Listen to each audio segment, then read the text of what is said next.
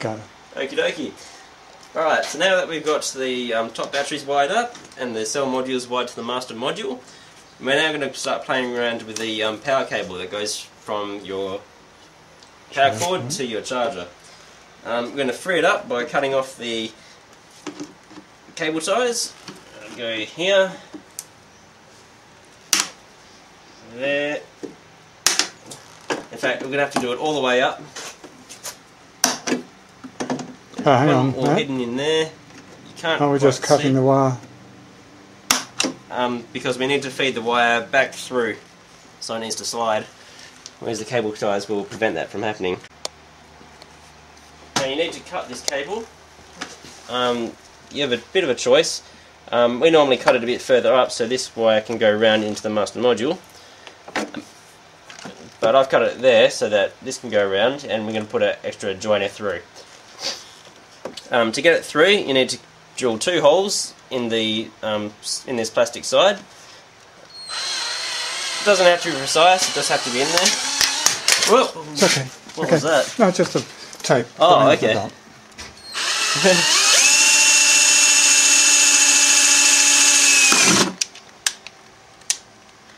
And then we need to lengthen it up a bit because my drill bit's not big enough. Very easy to do because the plastic's not very thick or strong. And then another one.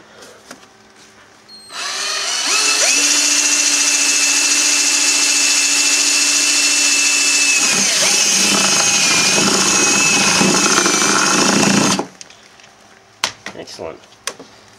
Now that should fit through there.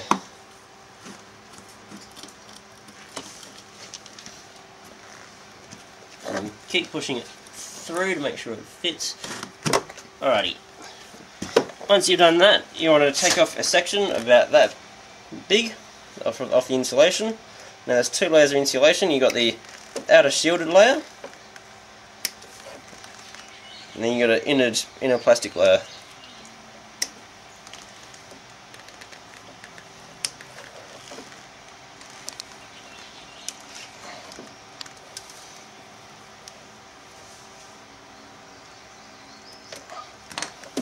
Pull it off. When you're pulling it off, don't grab it like that because this plastic and this steel shielding will get into your fingers and it'll hurt like hell. We then want to remove the steel layer. That's messy. And then we want to take off the inner plastic layer too.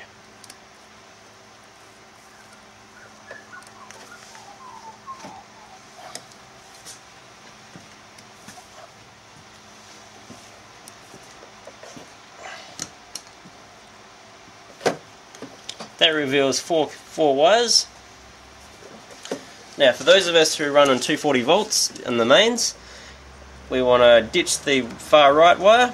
So when you got the earth at the bottom, you can have 2 wires over there. One will be neutral, one will be live, and this other one doesn't get used. So we'll cut that off so we avoid confusion later. If you're in a country that uses 110 or 120 volts AC on your mains, you will need to dismantle your plug to work out which 2 of the black wires you need. You will need the other black one we just cut off, but it's one of the other 2 you won't need, and you may have to trial and error it. Unfortunately here in Australia we only have 240 volts AC, so I don't know which way round it will go.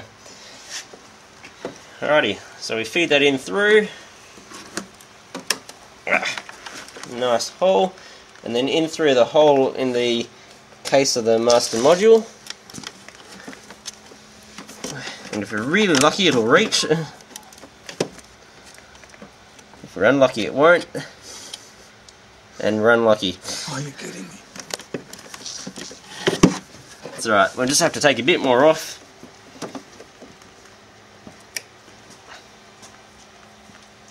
Oh, I see, it's that's stopping it. Yep.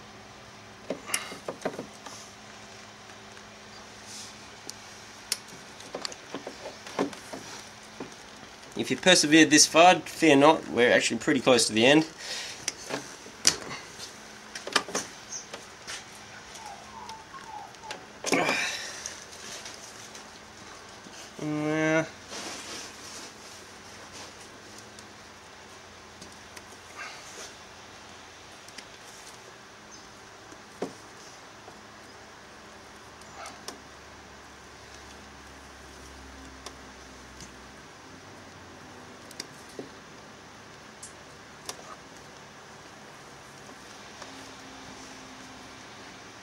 Alright.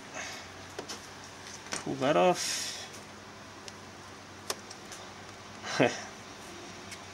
Ah.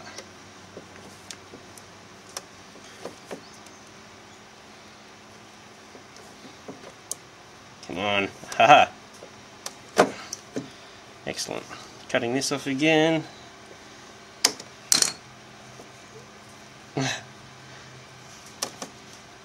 Ah, don't do that. There we go.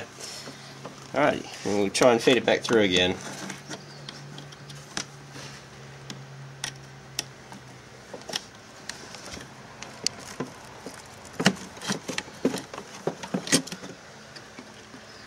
Alrighty, we'll pull one of the blacks and the earth to the side. Then we'll pull off one of these crimp connectors.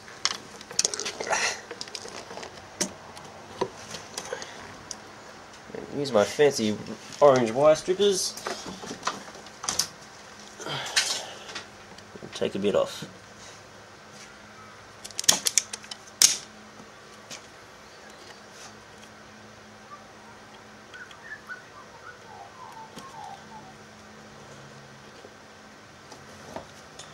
And using whatever pliers or crimpers you have, crimp it down, make sure it's a good solid connection.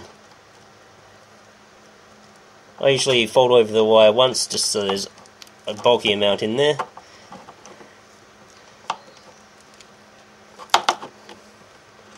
And I usually crimp it 3 or 4 times for good measure. Make sure there's a good mechanical connection so it can't work its way loose. Alrighty. Oh, that's not good. You're kidding me, it's not going to fit. Oh well. If the first one doesn't quite reach, you can switch over. You have to be really unlucky like I am for that to happen though. Oh.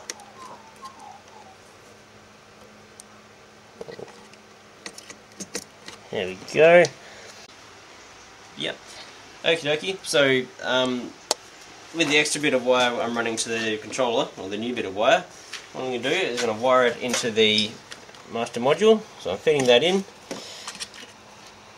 Unlucky me, I have to try again.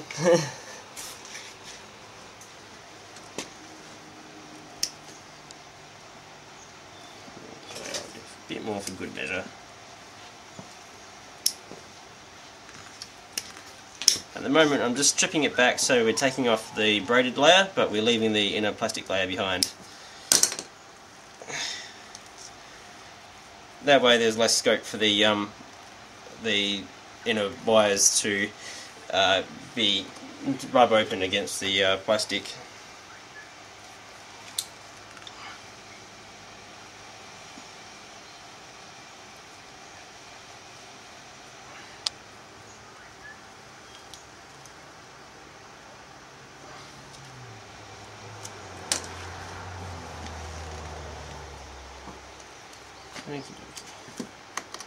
Shove that through there. Oops. Once again we're eliminating the wire on the right.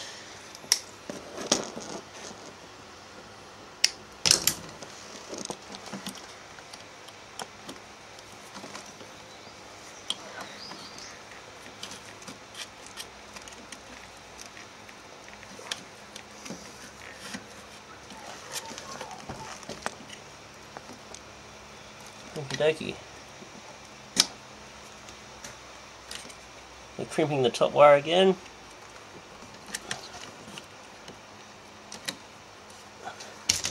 This time I made sure it'll actually reach, which makes it much easier.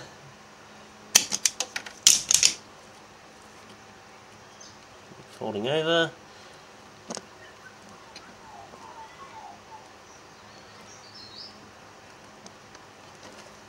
Alrighty.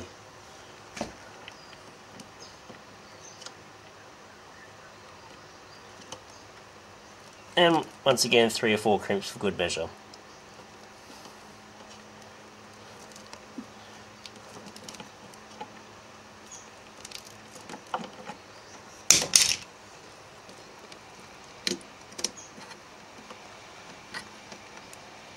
Okay, this casing is made out of plastic, so if you got something live up against it, it won't matter so much. What we're going to do is combine the two neutrals and the two earths. So that's together, those go together.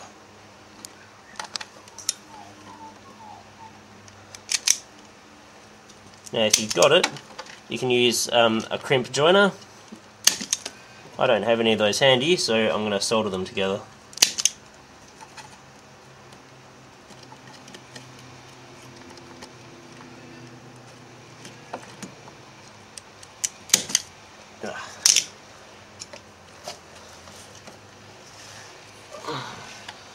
So to solder them, all you do is just twist them together, however way you would like.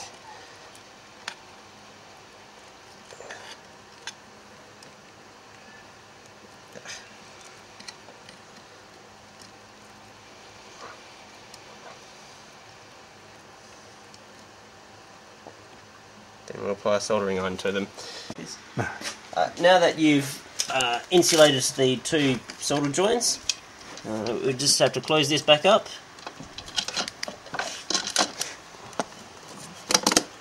Like so. Just the 4 screws.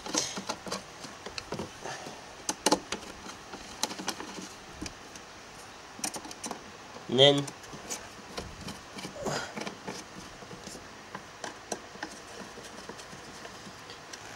what you want to do is run the reset line down through another hole under there. That hole may not be there on your bike, so you may have to drill it yourself. Sorry, was it off? Or? I just knocked it off. Okay, still on. Okay, so we're going to run our reset line all the way up here, and we're going to locate a reset switch up here. Well, we're nearly to the end.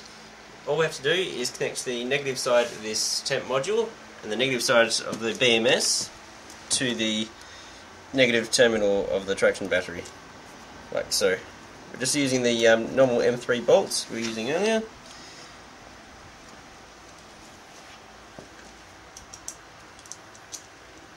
The temperature sensor module should go on top, as the lug's larger than the the lug's smaller than the lug for the power supply for the battery management module, battery management system rather.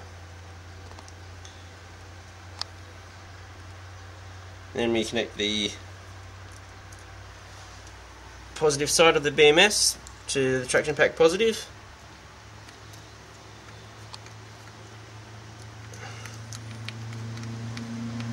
This will tighten down for me. There we go.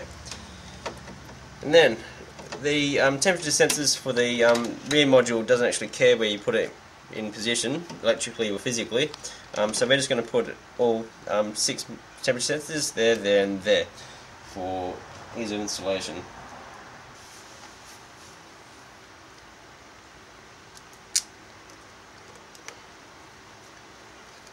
Unfortunately we couldn't eliminate the rear temperature sensor completely, because when we did we had red flashing lights saying it wasn't there and it refused to charge, which was a real shame, but oh well.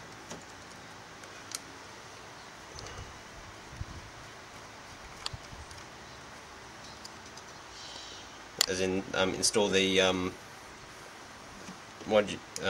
temperature sensor boards in order of length, just so you can fit it all. And these two power supply leads, they can be cut off, they are unnecessary.